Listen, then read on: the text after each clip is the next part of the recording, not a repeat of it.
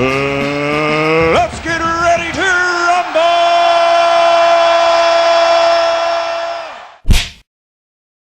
Alright, let's go, because you know what I came in to do. I don't get paid for overtime. I'm here to fight. It surprises me. It's funny because I see a lot of interviews of you and you talk like you're really famous. I've never spoke like I'm famous. You talk like you're really I've never famous. spoke like I'm famous. Like Adeeleye came to my press conference because he needs to build his profile. That's a fact. That's a fact. You ain't famous, WARDLEY. I've never even turned up. None of me. I'll be real with you. Me and you both together, we ain't famous. We building our name. No, no, and I've never You said ain't I was famous. famous. And shall I be honest? I've never said the word Frank did a famous. better job of me than Eddie did with you because I'm more known than you are. That's just true. You're only known in Ipswich. Known by who? You're known in Ipswich. You ain't really known once you leave It's a small Ipswich. place. A lot of people are known in Ipswich. All right then. What? And That's the only place you're known. So you just The only you look like a donut. So that means Eddie didn't do it. I don't agree with David. I don't believe Frank has done a better job. I think David asked the fair question, why are you defending your belt on a Queensbury card when you've been working with Eddie Hearn for 3 or 4 years now? Now, I don't know if it has something to do with BILLIAM getting popped, scuppering the AJ fight, or maybe it was just a good offer to fight on the Ngannou Fury undercard, and Fabio went for it.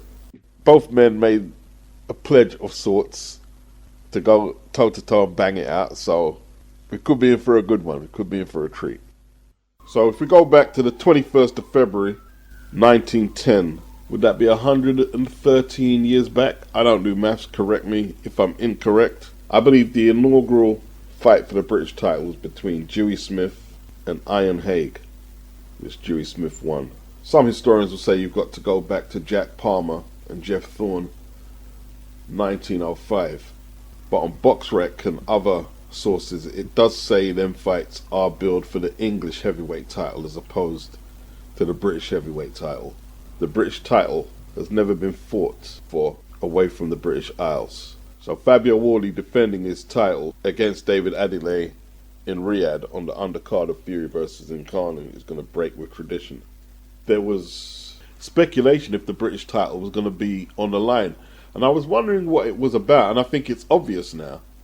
The board were considering should they allow the British title to be fought for away from the British Isles. You know, in America, franchises like the NBA and NFL, they outsource some of their games abroad. The Premiership, though, have never outsourced anything to America or around the world. And I'm sure there must be some offers, Middle East and elsewhere, who would pay big money to see Premiership games in their country. But they've resisted so far. So I don't have a problem with the British title being fought in the Middle East. I'm guessing there may be some purists, not many, but a few who are like, nah, not with this. You know what my beef is? I think the British title in every weight class should be fought on terrestrial television. All kids should get to see the British titles of every weight class. That way, you know, it doesn't matter if you can't afford a subscription for Sky, DAZN, BT, etc. You get to see the British title, even if that should be a protected title away from commercialism, etc., etc., in my opinion. Well, Lawrence activated the rematch clause, and right now, there's a strong body of evidence, nothing confirmed, that he's not getting this immediate rematch against Chris Billiam Smith, who took his WBO title earlier this year. They're saying that Smith will be fighting Poland's MASTERNAK, who's basically owed a shot at that WBO title because he turned down a fight with Jai Opetaia to accommodate Ben Shalom with a fight with Chris Billiam Smith. Now, Eddie Hearn has said on several occasions that Lawrence OKOLIE has been badly advised. I don't know if he's got anything to say about it, if he's being compensated. I know Sugar Hill wanted an immediate rematch for Lawrence OKOLIE.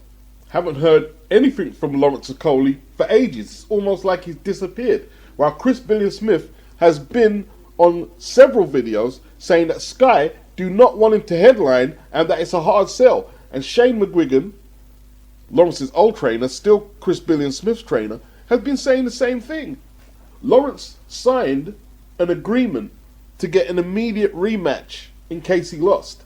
Around the same time, Ben Shalom also promised MASTERNAK a fight with Chris Billiam Smith. So he's dangling a title fight for two fighters, knowing only one of them can take the fight. Chris can't fight two men at once.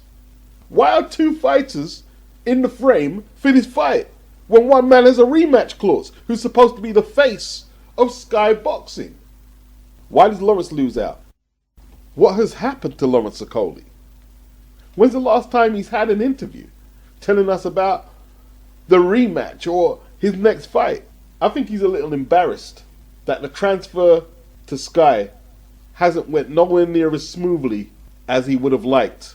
I don't think he wants to face the camera because he had a lot to say about his former promoter as well, and I don't know, Lawrence, what's going on? This MASTERNAK rumour looks like it's growing legs, but in all truth, it's all had an air of inevitability about it ever since he switched over. You know, you're the world champion, going over to Sky, your first fight is a defence in the backyard of Chris Billiam Smith from Blackpool, is it? In his backyard. Yeah, he's been poorly advised, and whatever happened to his rematch clause, unless he's agreeing to step aside to let MASTERNAK fight, unless that's the case, he's been horribly advised. Horribly. He lost his belt in May of this year. We don't hear from him. I mean, okay, so if this fight is a hard sell right now, they don't want him to headline against Billiam Smith, what's going to change by the new year? It's still going to be a hard sell. Richard Riakporhe, he hasn't fought since January. Him and Ben Shalom decided to pull out of that purse bid against Jai on the day of the purse bid, and he hasn't fought since January. Gulamarian is going to fight Dorticus. So both him and Okolie are sitting on the sidelines, and I don't see anything suggesting that they're going to fight each other. What are they doing over there? What? So can Lawrence Okolie or Richard Riakporhe honestly say that their experience over at Sky and Boxer has been more fruitful than what they was doing at Matchroom? And be honest. The answer is no. And anyone says anything to contradict that, and even them themselves, is fucking lying. Coach, can I tell you something? It surprises people when I say this, but I've written about it and I've talked about it before. I don't think Floyd Mayweather's to blame for all this, like people say. No. And I'll tell you why. He's the scapegoat. He's the scapegoat. He's an easy scapegoat, but when I hear young fighters say, well, before I become Money Mayweather, I got to do the pretty boy part, and I say, bullshit, you guys don't even want to do that.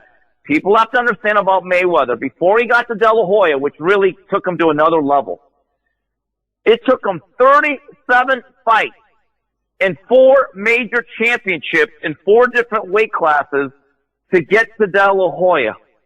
So if everyone did that, put in 35 plus fights and be a champion in 4 separate weight classes and become no worse than number 2 pound for pound before they got to the real money stage of their career, I'd say, you know what? God bless you. Do it. They're not even doing that. So I don't want to hear any more that Floyd is like the ruinization of boxing. I think it's unfair. I don't think it's true. I don't think it's accurate. The other thing that's really interesting to me is that the thing with Floyd was there was a point where he actually fought more than twice a year. I've looked at the career. What's happening now, and this is a trend I do not like, Coach, the first time a fighter wins a title, whether it's in their 15th fight or their 25th fight, they automatically, because of their escalators and their contract, become twice-a-year fighters. Coach Malachi, True Media Boxing Radio, Steve Kim, big yourself up. If you don't know, learn to know. When these two hook up, it's always great conversations on boxing, bridging the gap between the 80s, the 90s, and today. And it's important that we get people like this to break down the misconceptions that people like Floyd Mayweather destroyed boxing. It's just not true. Floyd, I tell you where Floyd was just too good at what he did. He made it look easier than what it was. Fighters today are attempting to replicate that, staying inactive, not building their profile, expecting everybody to recognize them, expecting to do pay-per-views in the numbers of millions and excess, and it's not happening. It's not happening. I always asked, when Floyd was active towards the end of his career, is who's going to replace Floyd as the flagship player in the sport? And I never got an answer in my comment sections, and I asked the question several times. several times. And then it heads us into this direction. Keith Thurman headlined the PBC's debut broadcast on NBC against Robert Guerrero. Adrian Broner fought Carlos Molina on the undercard. 2015. Keith complained about the amount of media he had to do. The first card he headlined, he complained. And you see, the franchise player has got to be able to do media. He's got to be able to cope with the camera. And then he's got to perform in the ring. And Floyd did that for years. Always with a smile on his face. Always with some kind of quip for the media to quote. And he performed in the ring. Terence Crawford, you could argue that he's just as good as Floyd. Maybe better, a fighter. But he can't carry the game on his back like Mayweather did. And they haven't replaced the Mayweather. They haven't even replaced the Gennady Golovkin, which Steve Kim and Coach were talking about on the broadcast. The likes of Golovkin was fighting 3-4 times a year, defending his belt. Now, I had a lot of criticism for the level of opposition he faced. And if Chris Eubank Sr. was fighting today, I'd have a lot of criticisms about some of his opponents when he was fighting 3-4 times a year. The thing that put Eubank in good stead is that he had the Michael Watson, Nigel Benn fights very early in his championship reign at middleweight and super middleweight. And that almost immortalized him and Michael Watson and Nigel Benn. But yeah, the likes of Golovkin was a superstar because he was knocking people out, holding his championship belt over his head 3-4 times a year. Eubank became a superstar because he was ubiquitous to the United Kingdom. You know, oh, what are we doing this Saturday? And there was normally a Chris Eubank title fight on. And if you are not visible like that, it's hard to build your profile. I'm definitely going to leave the link in the description box. It's not a long hangout between Coach and Steve. They speak about Shakur Stevenson being a twice-a-year fighter. And then you're not even a pay-per-view draw yet, and you're fighting a couple of times a year. Yeah, that first card on the PBC was on NBC. And apparently NBC are doing some deal with Sky Sports and Boxer to broadcast boxing broadcasts in America. And I'm thinking, Americans always complain that they don't want to see the European fighters. And Boxer have less attractions than DAZN, and they complain about DAZN. And you have to ask yourself is, okay, if the PBC has previously done business with NBC, how come they're bypassing the PBC right now, hearing that their tenure with Showtime is basically at an end? They've bypassed the PBC to go to Sky Sports and Boxer. Is it Jay Calderon on Twitter said, I wonder what bridge the PBC burnt that NBC are bypassing them for Sky. And you have to ask what's going on there. But yo, it's a good look for the Sky and Boxer if they can produce the fights. As it stands right now, I don't think they can fulfill their obligations. America don't want to see Chris Billiam Smith and Masternak. They don't want to see it. We'll see how it plays out, and the time zones as well don't help. It's a strange decision, actually. They're also talking about the PBC going to DAZN. That's come up again. The social media era of boxing. Tank versus Ryan Garcia. Tank Davis is 28 and Ryan is 25. They are catering to what I guess they would call popular culture today.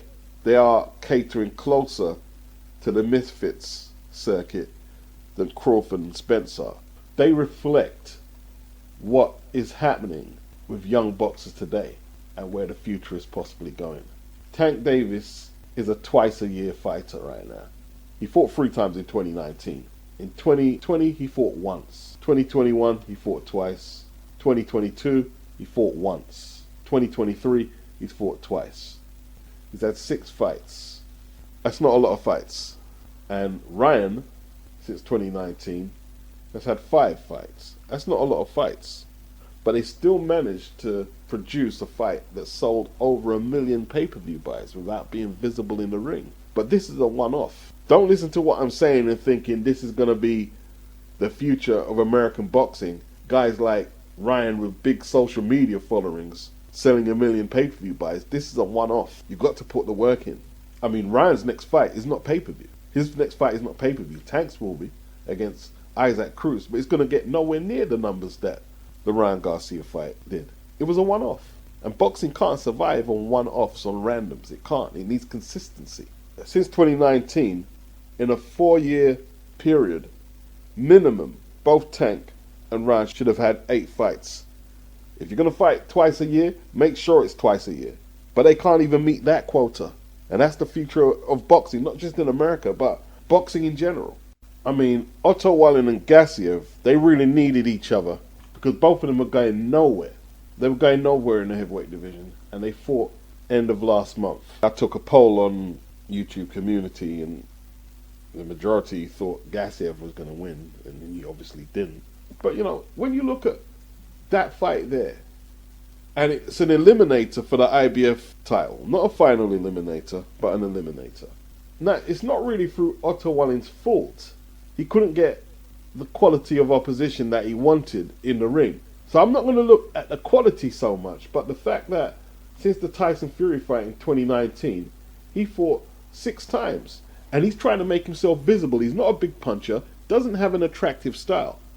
At a minimum, he should have had 8 fights, possibly 10, because he needs to make himself visible. He's not Mike Tyson. He needs to be active, fighting in Sweden, America, Britain, wherever the fights come up, he should be taking them. And in all fairness, you know, he's traveled to America, he's traveled to Britain, he went over to Turkey to fight Gassiev, in all fairness.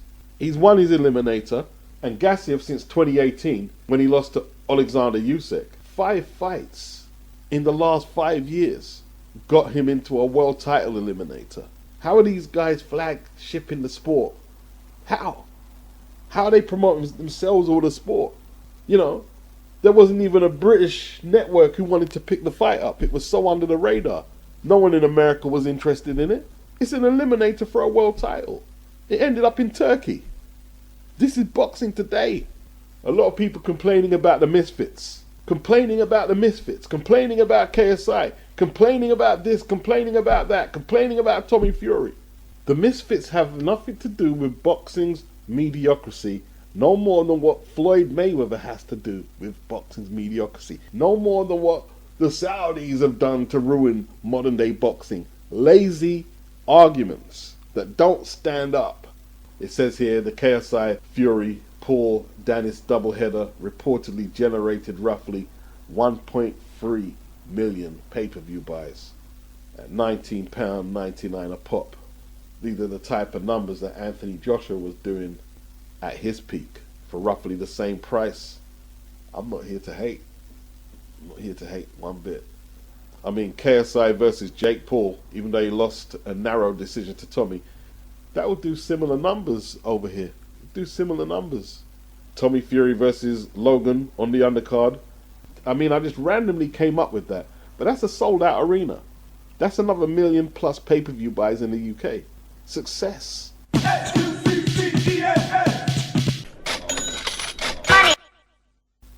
You see, I'm astonished. And this is the problem with boxers not taking title shots, not being consistent in the ring because of inactivity. This can't happen in the Premiership, it can't happen in the NFL, it can't happen in the NBA. One person's injured, well, we'll get someone to replace him and the game goes on. Dan Azeez has suffered a back injury. So Saturday's fight is called off. And I'm assuming the card will be scrapped. You know, I was going to do a review on Lawal and Chamberlain. This card looks dead. Is it dead? Let me read a little more. Dan said he's extremely sorry to his opponent, Joshua Buatsi. I hope you are. I mean, Buatsi, how much time has he fought this year? He's fought once this year in a nothing fight. I don't want to say his fight was nothing because going in the ring every time is dangerous. But yo, you turned down a world title fight to wait for a domestic clash against Dan Azeez and it's been called off. You got to take your fights when they're there. You've wasted a whole training camp to sit out for the rest of the year. I wonder if they're going to get him a run out. Surely they have to get a replacement and keep that card going. Surely. He needs to fight. They were talking about the winner being granted a shot at Artur Beterbiev. Absolute disaster. Hey, listen, let me tell you this now, right? A lot of people in the trade were saying this fight weren't going to happen. They were saying it weren't going to happen. Not saying Dan Azeez isn't injured, but it's weird that the trade, not just Eddie Hearn, but the trade was saying this fight's not going to happen. Eddie Hearn was speaking about low ticket sales. Apparently, they reduced the capacity of the O2 Arena from 20,000 to 10, and they can't get nowhere near 10,000. It's a disaster over there. A disaster. Fighters pulling out of purse bids on the day of the fight, and now this? It's a fucking shit show. And this is what NBC have picked up. You would be better off with a PBC, even though half of them fighters are inactive all the time. Of all the bullshit rumours you hear, probably 20% are true, but I hear that Buatsi Azeez is not happening. Pardon? What I've heard, again, probably rubbish. I've got to pick up on that, Ed. You said that you're expecting that Dan Azeez and Josh Buatsi not to happen. Like I said, most thing you read, 10% is true, 20% is true, but that's one of the things that I've seen. I guess time will tell. Sky, Boxer, you might as well stop production right now. You might as well stop.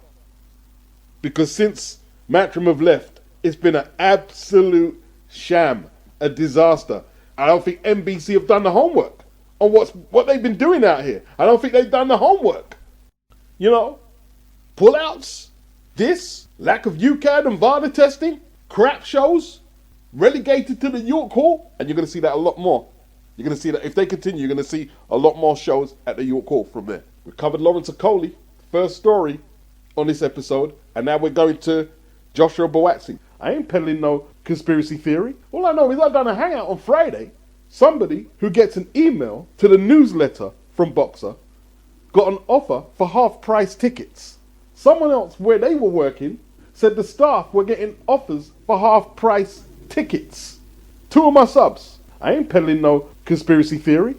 Maybe Dan's injured. Doesn't matter either way. It's a shit show. All I know, Buatsi, OKOLIE, Fraser Clark, Reactpour, open your eyes. Open your eyes, because I can see at least 2 or 3 of your careers perhaps being destroyed in the next couple of years. On the week of the fucking fight. It looks like they tried to sell as much of the tickets as they could, but they couldn't shift enough tickets. Cancel.